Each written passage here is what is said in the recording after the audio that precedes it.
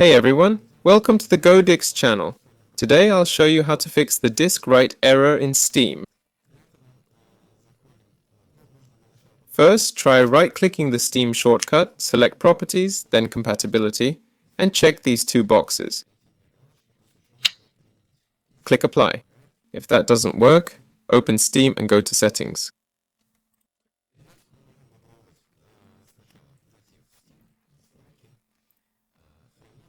Click Repair Library, then go to Downloads and clear the cache.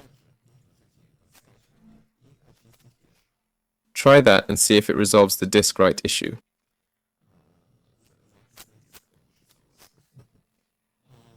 If not, there's another option. Open your browser and search for the latest version of Visual Studio.